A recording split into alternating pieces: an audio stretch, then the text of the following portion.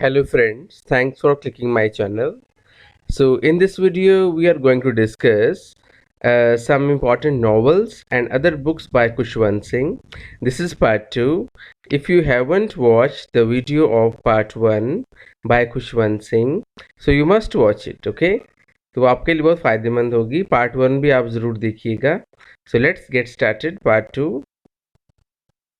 सो इनके जो नॉवल हैं train to Pakistan, it was published in 1956.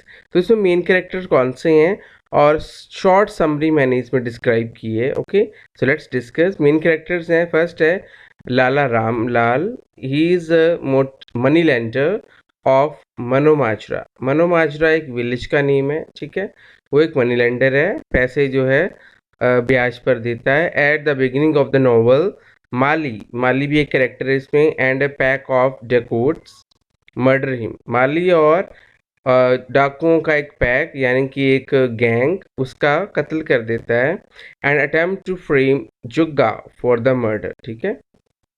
और जो जुग्गा इसमें एक मेन कैरेक्टर होता है, जुग्गत सिंह, उसको फंसा दिया जाता है इस मर्डर के लिए, जबकि जुग्गा ने ये मर्डर नहीं किया होता. सेकंड इसमें मेन कैरेक्टर है माली, a young dacoit who is the leader of the gang from the other village, ठीक है.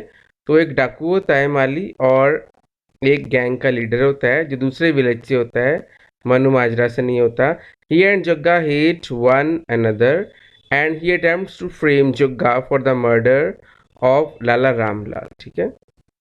वो और जग्गा एक दूसरे को नफरत करते हैं, ठीक है, क्योंकि जो माली होता है वो जग्गा को फंसाने की कोशिश करता है रामलाल के मर्डर के केस में. थर्ड है जग्गा और जगत सिंह.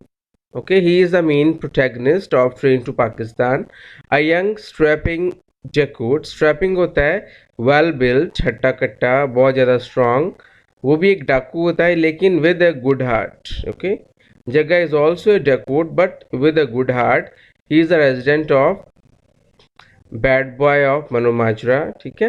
तो मनो माजरा का ही एक रेजिडेंट होता है, रहने वाला होता है, लेकिन उसे एक बैड बॉय कहा जाता है, लेकिन वो दिल का बहुत अच्छा होता है. By the end of the novel he redeems himself and saves the lives of Mano माजरा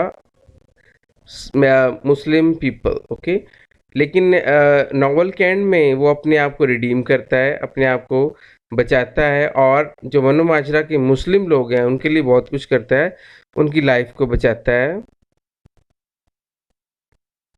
नूरा एक गर्ल है इसमें, is the daughter of Manu Majra's Muslim weaver. She is an affair with Jugga, ठीक है. वो एक मुस्लिम वीवर, एक जो वीवर्स होते हैं बुनती करने वाले, जुला है उसकी बेटी होती है, और जुग्गा के साथ उसका अफेयर होता है. आलम इज़ जुग्गास डिजीज्ड फादर. आलम जो है जग्गा के मरे हुए फादर का नेम है, जो मर चुके हुए हैं. इकबाल एक एजुकेटेड मैन है from Delhi and sent to inform people of Manu Majra various petitions for government reform, ठीक है. इकबाल जो है एक पढ़ा लिखा आदमी होता है, दिल्ली से आया होता है, और लोगों को, जो मनु माजरा करने वाले लोग हैं, उनको गवर्नमेंट के जो भी पेटिशंस हैं, गवर्नमेंट के जो भी आदेश हैं रिफॉर्म के लिए, सुधार के लिए, उसके बारे में बताता है. मीत सिंह इज़ ए प्रीस्ट. मीत सिंह एक प्रीस्ट होता है, एक पादरी होता है वहाँ पर, ठीक है. And the guardian of the Sikh temple in Manu Majra, ठीक है. जैसे कि सिख धर्म में पाठी होते हैं, ठीक है, वो पाठी होता है, पाठ करने वाला होता है. और सिख टेम्पल का मनु माजरा में एक संरक्षक होता है. बंता सिंह जो है, ही इज़ ए लंबरदार होता है, local headman. Okay, Hukum Chand is the magistrate and deputy commissioner of Manu Majra. Sundari is the daughter of हुकम चंद. सुंदरी हुकम चंद की बेटी होती है. मनसा राम सुंदरी हस्बैंड होता है. हसीना जो है एक यंग गर्ल है, मुस्लिम प्रोस्टिट्यूट है, हु हुकम चंद सॉलिसिट्स, ठीक है. हसीना एक मुस्लिम प्रोस्टिट्यूट होती है, इसको हुकम चंद जो है ललचाता है, उसको अपने जाल में फंसाने की कोशिश करता है. प्रेम सिंह अ कोलीग ऑफ हुकम चंद. प्रेम सिंह जो है हुकम चंद का एक कोलीग होता है. इमाम बख्श इज नूरास फादर, ठीक है. अब इसकी एक छोटी सी समरी मैंने यहाँ पर लिखी हुई है। Train to Pakistan is a historical novel that recounts partition of India in August 1947। तो ये एक हिस्टोरिकल नॉवल है ट्रेन टू पाकिस्तान, ठीक है, क्योंकि खुशवंत सिंह ने अपनी आंखों से भारत और पाकिस्तान का बंटवारा यानी कि पार्टीशन देखी थी। तो लोगों को किस तरह की मुश्किलें आई, लोग मरे, मुस्लिम्स और सिख्स और जो हिंदू थे, हिंदू और मुस्लिम और सिखों के बीच में कितनी लड़ाई झगड़ा हुआ, कैसे अलग अलग हुए, तो सभी का उसमें बयान किया हुआ है इस नावल में। इस नावल को आप ज़रूर पढ़ें, it's very important novel. The novel is set in Manomajra, a village on the border of India and Pakistan. It is the summer of 1947, but the Sikhs and Muslims are indifferent about the partition। ठीक है, इसकी setting मनोमाजरा में होती है। ठीक है, ये village जो है एक पाकिस्तान और इंडिया के जो बॉर्डर है वहाँ पर होता है। ठीक है, सिख हिंदू इकट्ठे ही थे लेकिन मुस्लिम्स नहीं अलग होना था ना, तो ये तो कैसे जो सिख्स थे और मुस्लिम्स थे उनको पार्टीशन के बारे में नहीं पता था, वो इंडिफरेंट थे इस चीज़ को लेकर। Then a local money lender is murdered, the suspicion falls on Jagat Singh जग्गा। तब एक जो लोकल मनी लैंडर है जिसका मैंने बारे में अभी आपको बताया था उसका मर्डर हो जाता है और सारा जो है इल्ज़ाम जगत सिंह पर आ जाता है। The village gangster who is in love with Muslim girl, ठीक है, जो एक मुस्लिम गर्ल से प्यार करता होता है। When the train arrives carrying the bodies of dead Sikhs, the village is transformed into a battlefield। जब ट्रेन आती है, ठीक है, बहुत सारे डेड सिख की बॉडीज को लेकर, मरे हुए शरीरों को लेकर, तो जो विलेज होता है, गांव, एक बैटल फील्ड में बदल जाता है, एक युद्ध क्षेत्र में बदल जाता है। And neither the magistrate not the police are able to stem the rising tide of violence. Jagat Singh, fellow villager is torn in between the loyalties, has to be redeem himself and reclaim the peace for his village। ठीक है, तो ना जो magistrate होता है, ना ही magistrate और ना ही पुलिस जो है वो इस बढ़ रहे वायलेंस को, हिंसा को रोक पाते हैं। ठीक है, और जगत सिंह जो होता है वो अपनी लॉयल्टी में फंसा होता है क्योंकि वो एक अच्छा इंसान माना जाता है। ठीक है, और अपने आप को रिडीम करता है, बचाता है और अपने गांव के लिए शांति लेकर आता है। ठीक है, नेक्स्ट एक इनका नॉवल है खुशवंत सिंह जी का, दे है आई शैल नेवर हेयर नाइटिंगेल, जो 1559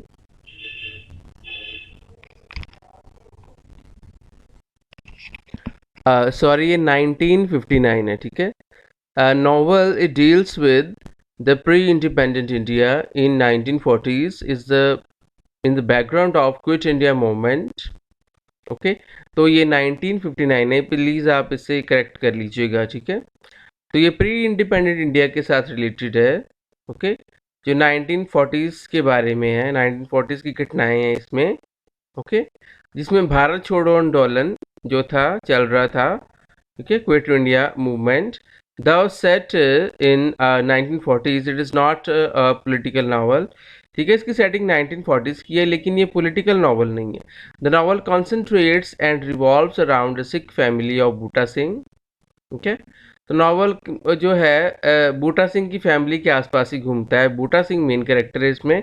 हिज वाइफ सबराय, उसकी वाइफ का नाम सबराय होता है, उसका बेटा होता है Sher Singh.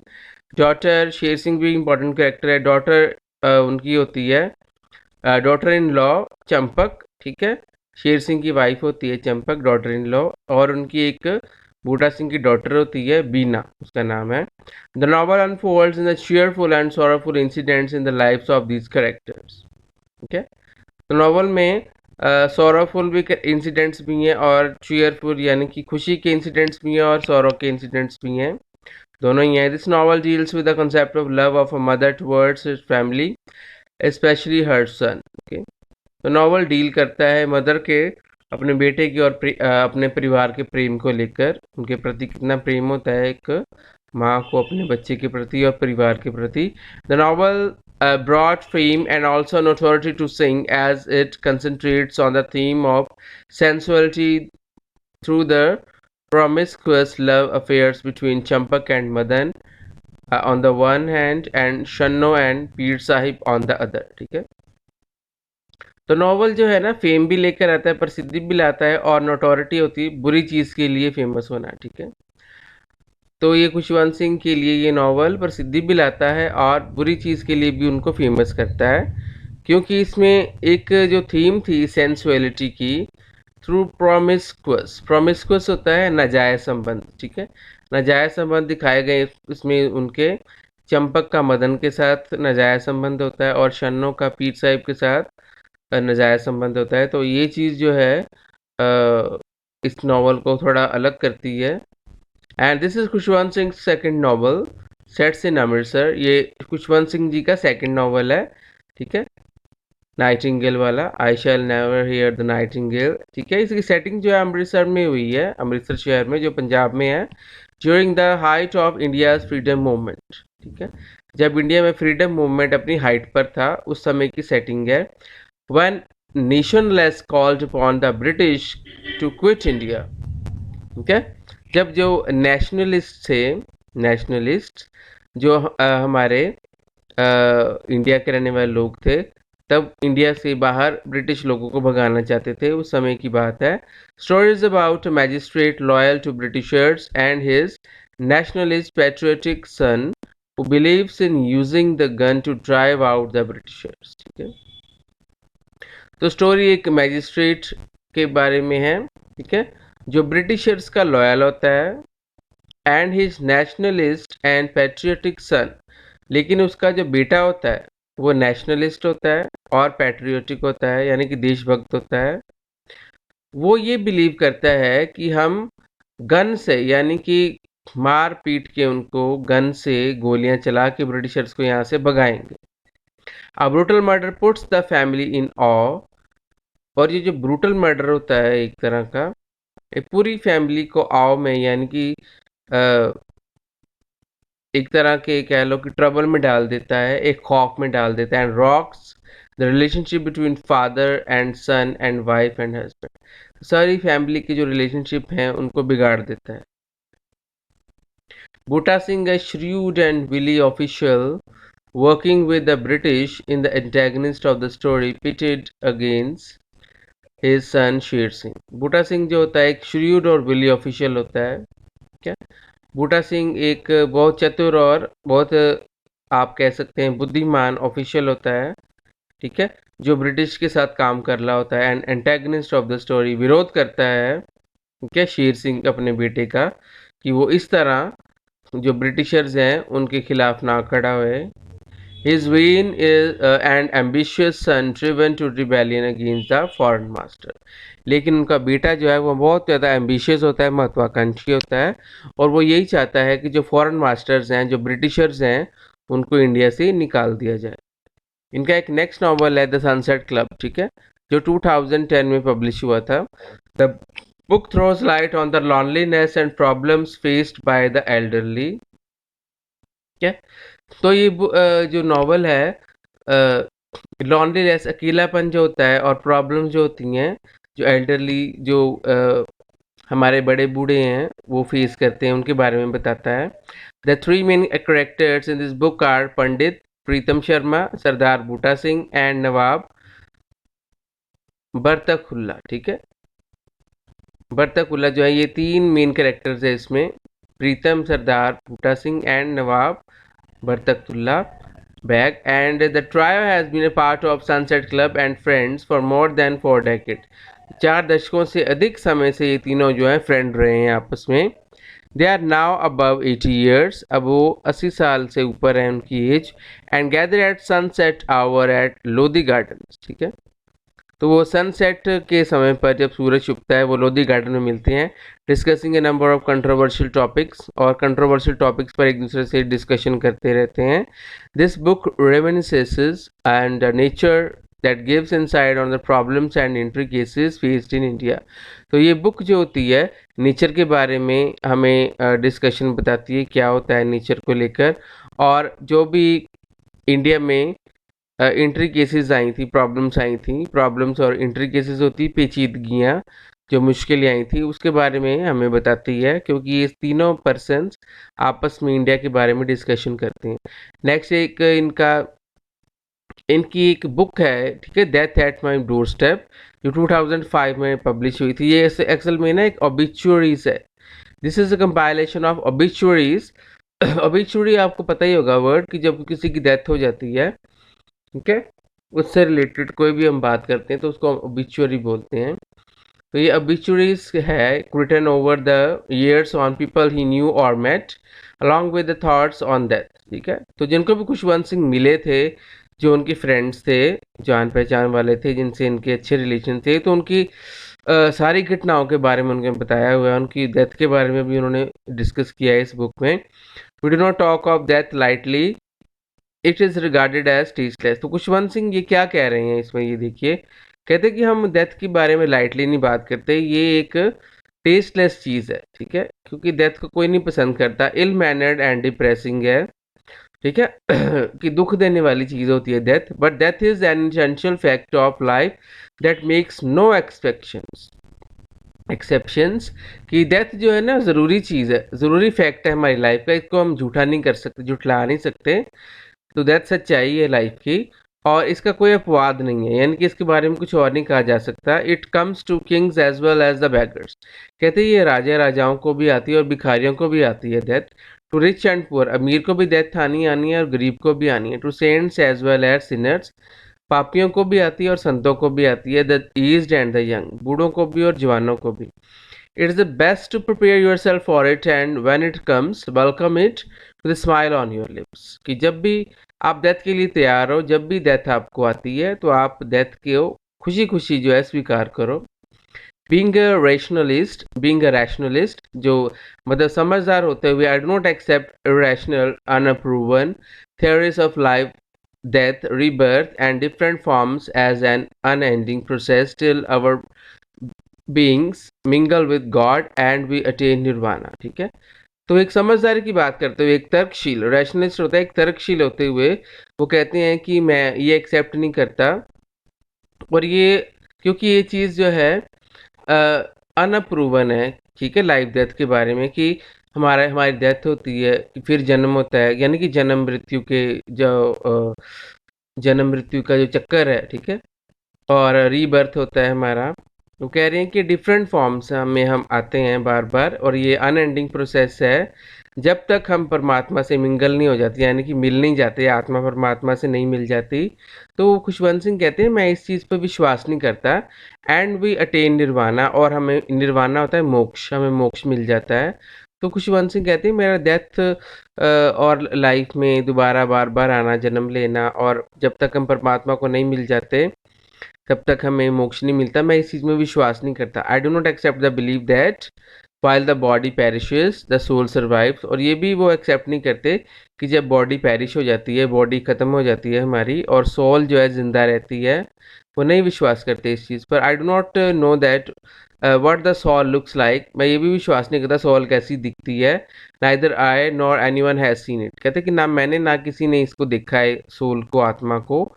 Nor do I accept the Hebrew, Christian, Islamic belief in the day of judgment, heaven and hell।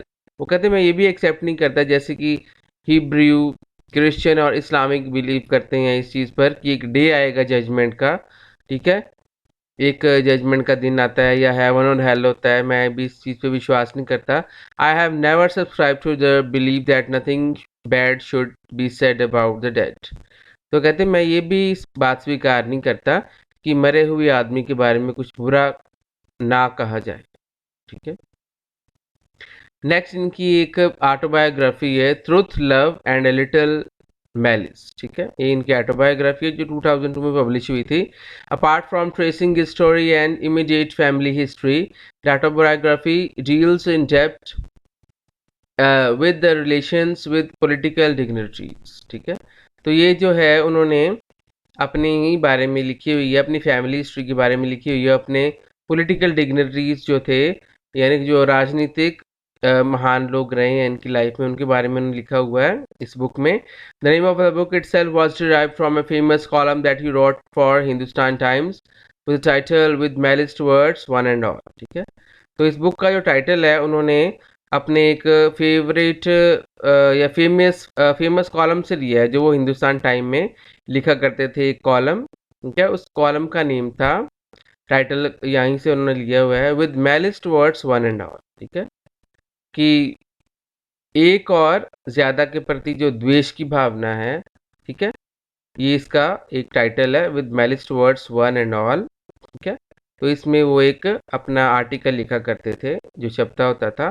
Both born in 1915 in pre-partition Punjab, Khushwant Singh has been witness to most of the major events in modern Indian history, from independence and the partition to the emergency and Operation Blue Star that has known many of the fighters who have shaped it.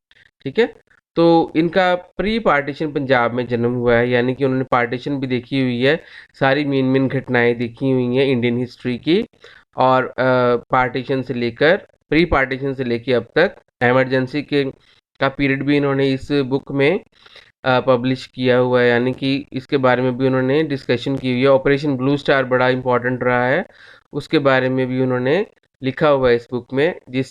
और जो भी main main figures थी, जो महान हस्तियां थी, ठीक है, जिनके बारे में, जिन्होंने इंडिया को शेप दी है, उनको एक अलग ग्रुप दिया है, उनके बारे में उन्होंने डिस्कस किया हुआ इस बुक में। नेक्स्ट इनकी इंपॉर्टेंट बुक है हिस्ट्री ऑफ सिक्स। ठीक है, इनके 3 वॉल्यूम्स है। पहला वॉल्यूम आया था 1963 में, सेकंड वॉल्यूम आया है 1968 में, थर्ड वॉल्यूम आया 2004 में। ठीक है, a history of the six. Okay, तो ये इनके डेट्स हैं, 3 वॉल्यूम्स हैं, इनको आपने लर्न कर लेना है। The first volume of the history of the Sikh provides a detailed account of the religious, political and social background of the eventually broad about the formation of the Sikh religion during the 15th century। ठीक है, तो इसमें जो पहला volume है उसमें उन्होंने religious, political और सोशल बैकग्राउंड बताई हुई है। ठीक है, कि जो सिख धर्म था, सिख रिलीजन था, किस तरह 15वीं सदी में, 15th सेंचुरी में एग्जिस्टेंस में आया, क्या हुआ, यानी गुरु नानक देव जी से लेकर। It outlines the development of Sikhism and Punjab monarchy, Punjab में मोनार्की कैसी आई।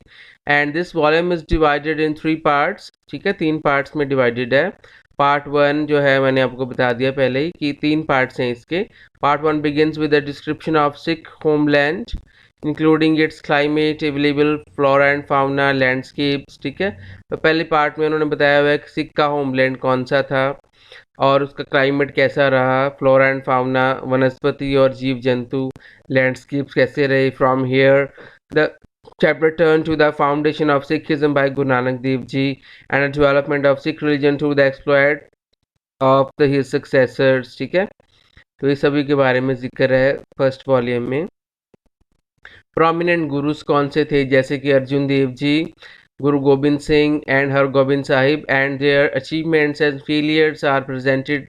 ठीक है, उनकी जो प्राप्तियां थी, जो फेलियर थी, सबके बारे में बताया गया है। Part 2 talks about the agrarian uprising from the rise of बंदा बहादुर एंड द पीजेंट रिबेलियन। ठीक है, और जो पार्ट 2 है इसका, उसमें एग्रेरियन अपराइजिंग बताई हुई है कि जो किसान थे वो कैसे एग्रेरियन हो गए थे, यानी कि बहुत ज़्यादा भड़क गए थे। ठीक है, और उसके बाद जो बंदा बहादुर थे, वो उनका राइज हुआ, उनकी उत्पत्ति हुई, कह लो आप, उनकी जो चढ़ाई हुई बंदा बहादुर की। और जो पेजेंट लोग थे, जो किसान थे, उन्होंने कैसे रिबेल किया, विद्रोह किया to the formation of the misls. ठीक है, और बंदा बहादुर ने कैसे जो मिसलें थी उनका निर्माण किया, सिख मिसलों का। पार्ट 3 में the capture the history of Ranjit Singh, Maharaja Ranjit Singh जो थे, उनके बारे में जिक्र किया हुआ है पार्ट 3 में। The esteemed Maharaja Ranjit Singh of Punjab and his efforts in creating a unified Punjab are highlighted, as well as the various military exploits against Afghans and the British। ठीक है, this volume ends with a summary of Singh's achievements and some failures of his life। तो इसमें महाराजा रंजीत सिंह की achievements और failures के बारे में बताया गया है। This book is also based on precise and meticulous research of original documents in Gurmukhi, Persian and English which tell the story of Sikh faith। ठीक है, तो ये बुक जो है कैसे गुरमुखी लिपि जो थी पर्शियन या इंग्लिश कैसे एग्जिस्टेंस में आई, कैसे चेंज किया गया, ठीक है। इस और हिस्ट्री की, सिख हिस्ट्री की जो फेथ है उसके बारे में बताया गया है इस बुक में। Why I spotted the emergency, इनकी एक बुक है कि मैंने एमरजेंसी को क्यों स्पोर्ट किया।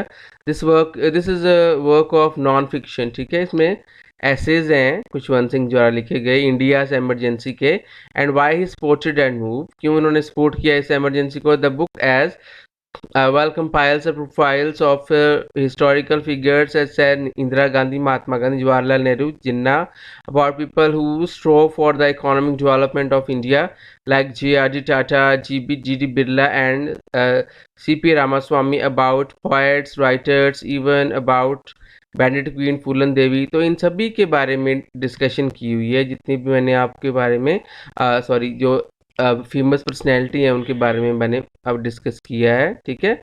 तो इन सभी की हिस्टोरिकल फिगर्स जो है इस बुक में दी हुई है। The book edited by Sheila Reddy criticises that mistakes that led to the suspension of democratic norms. तो ये बुक जो थी शीला रेड्डी ने एडिट की थी, ठीक है। उन्होंने क्रिटिसाइज किया हुआ है उन गलतियों को जो डेमोक्रेटिक नॉर्म्स को, जो लोकतांत्रिक कानून होते हैं उनको सस्पेंशन करती है, यानी कि उनकी एक तरह से उनको निलंबन करती है। And for the preservation of law and order, ठीक है, कि हम जो हैं कानून को और ऑर्डर को बचाने के लिए हम अपने दूसरे जो पहले बनाए हुए कानून हैं उनका दमन करते हैं। And that led to the situation of emergency, ठीक है, जिसके द्वारा एमरजेंसी की सिचुएशन आती है। इनकी कलेक्टेड स्टोरीज है, बड़ी इंपॉर्टेंट है, वो है the portrait of a lady, ठीक है। ये कलेक्टेड स्टोरीज हैं, it's a collection of total 38 stories हैं इसमें, ठीक है। And his typical lyrical style में लिखी गई हैं खुशवंत सिंह जी के द्वारा। When you read a story by Khushwant Singh, it is a reading journey that matters most often and not ending with may come abruptly or the story consequence left to the reader's imagination, ठीक है। तो जब ये आप stories को पढ़ते हो, ये एक तरह की आपकी यात्रा शुरू हो जाती है, ठीक है, स्टोरीज की। तो यात्रा ही मैटर करती है और इनकी एंडिंग कोई मैटर नहीं करती। एंडिंग उसमें अचानक ही आ जाती है स्टोरी में पढ़ते पढ़ते। और जो स्टोरी का जो कॉन्सिक्वेंस है, जो स्टोरी का एंड है, ठीक है, वो रीडर की इमेजिनेशन पर डिपेंड करता है। यानी कि इतने अच्छे तरीके से इन्होंने स्टोरीज लिखी हुई हैं अपनी। The best story in the collection is the portrait of A lady, ठीक है। जो स्टोरी का जो टाइटल है पोर्ट्रेट ऑफ ए लेडी, ये सबसे मेन स्टोरी है, बड़ी इंपॉर्टेंट स्टोरी है। It is about Khushwant Singh grand mother, ठीक है। ये हार्ट टचिंग स्टोरी है, खुशवंत सिंह की ग्रैंड मदर के बारे में उन्होंने लिखी हुई है। It is emotional love between grand mother and grand son. तो खुशवंत सिंह का अपनी दादी माँ से बहुत प्यार था, उनकी जो ग्रैंड मदर थी बड़ा प्यार करती थी उनसे। तो उनकी सारी इंपॉर्टेंट घटनाएं इस स्टोरी में हैं, इस स्टोरी को आप ज़रूर पढ़िएगा। And this is a collection of Khushwant Singh has ever written and including delightfully tongue in cheek the Maharani of Chootipuram, written in 2008। ये भी एक स्टोरी है जो इसमें लिखी हुई है। So thanks for watching this video. लंबी वीडियो थी लेकिन बहुत फ्रूटफुल है आपके लिए। So best of luck to all of you, God bless you all.